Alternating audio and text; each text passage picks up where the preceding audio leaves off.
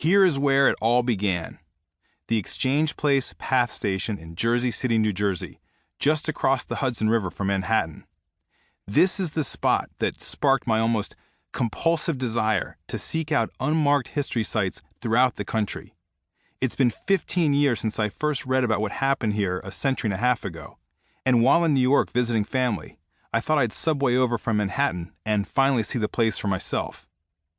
During the Civil War, the New Jersey Railroad Company ran trains through here, and one night in 1863 or 64, the exact date isn't known, a young man fell between the loading platform and a Washington, D.C. bound train. Just as the steam-powered locomotive began to lurch forward, potentially crushing the man to death under its massive wheels, a bystander rushed over and pulled him to safety.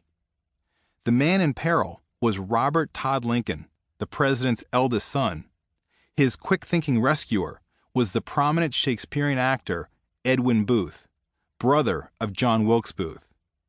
Robert and Edwin had never met, and there's no indication that they ever saw or communicated with each other again, nor does it seem that the story made its way to President Lincoln himself. He and Mary had already buried two other sons, 3-year-old Eddie, who succumbed to tuberculosis in 1850, and 11-year-old Willie, who died in the White House on February 20th, 1862 from typhoid fever. The couple was still grief-stricken from Willie's death, and a third loss might have proved emotionally incapacitating. Mary had all but physically barred Robert Todd from fighting in the war, and after he enlisted, made certain he landed a desk job on General Ulysses S. Grant's staff. I don't remember exactly where I first heard about the Exchange Place story, but I do recall thinking, initially, that it must have been apocryphal.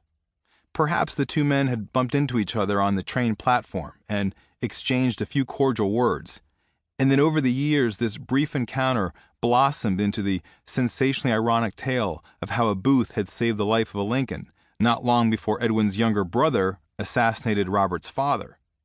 Or maybe Robert had indeed fallen onto some railroad tracks and Edwin was at the station, but only as a witness while another man swiftly came to Robert's aid.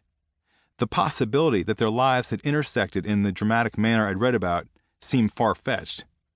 Except that the story turned out to be true. Robert Todd Lincoln himself described the episode in a February 1909 letter to Richard Watson Gilder, editor of The Century magazine. The incident occurred while a group of passengers were late at night purchasing their sleeping car places from the conductor, who stood on the station platform at the entrance of the car, Lincoln explained. The platform was about the height of the car floor, and there was, of course, a narrow space between the platform and the car body. There was some crowding, and I happened to be pressed by it against the car body while waiting my turn. In this situation, the train began to move, and by the motion I was twisted off my feet and had dropped somewhat, with feet downward, into the open space, and was personally helpless, when my coat collar was vigorously seized and I was quickly pulled up and out to a secure footing on the platform.